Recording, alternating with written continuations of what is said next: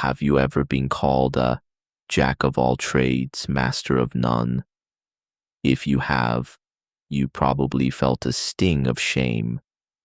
You might have looked at your colleagues who have been laser focused on one career since they were 18, or your friends who have one single hobby they've perfected over decades, and you thought to yourself, what is wrong with me?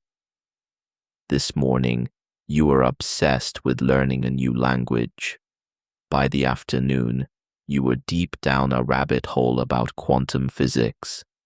And tonight, you're designing a website or learning to paint. Society tells you that focus is the only path to success.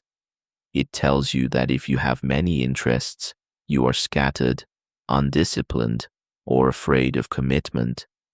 But psychology reveals a radically different truth. If you have many interests, you don't have a focus problem. You have a curiosity advantage. And this specific wiring in your brain actually points to some incredibly rare, highly adaptive traits that most people will never develop. Let's dive into why this feels so painful. For most people, the brain is wired to find comfort in specialization. It's cognitively easier to do the same thing repeatedly. Psychologists refer to this as the Einstellung effect, the brain's tendency to stick with familiar solutions, even when better options exist. But if you have many interests, your brain is the opposite. Research suggests that people high in openness to experience, one of the big 5 personality traits, tend to seek out novelty more intensely. Their dopamine systems aren't just fired up by achieving a final goal. They often get a significant reward from the process of learning something new. This makes you prone to something psychologists call identity diffusion, not in a pathological sense, but in the sense that you feel like a different person depending on the room you're in.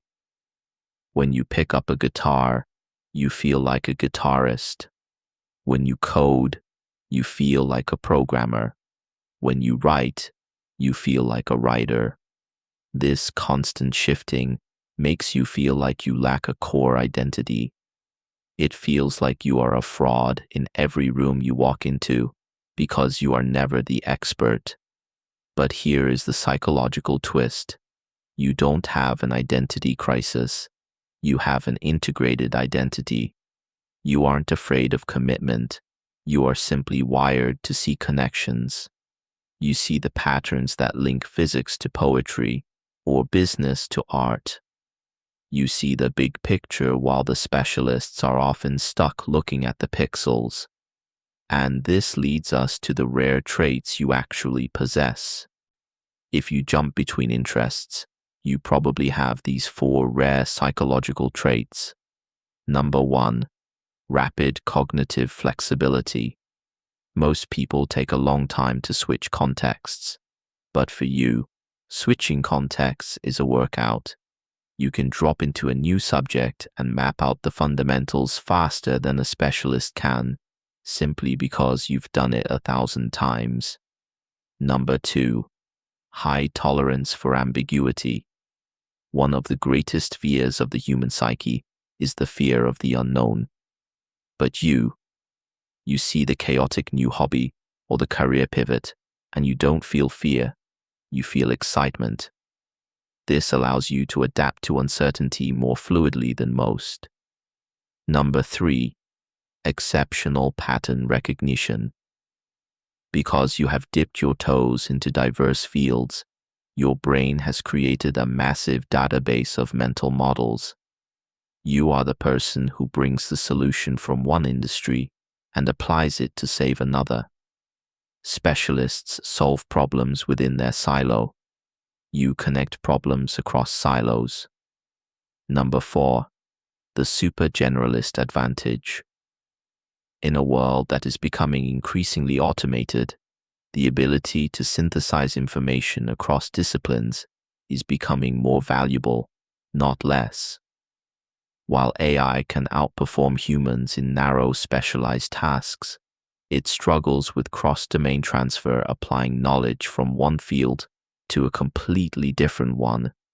Your varied interests make you uniquely human. So, how do you stop feeling scattered and start using this power? Stop trying to choose one thing. The greatest mistake you can make is to suppress your curiosity to fit into a box that was built for someone else. When you suppress your interests, you suppress your vitality. Over time, this can lead to what psychologists call bore-out, a state of chronic understimulation that feels just as draining as burnout. Instead, adopt a T-shaped approach, or rather, an M-shaped approach. Have a deep understanding of a few core skills that allow you to finish meaningful projects, but spread your knowledge widely across the rest. Look at history's great synthesizers, Leonardo da Vinci, Benjamin Franklin, and even Richard Feynman.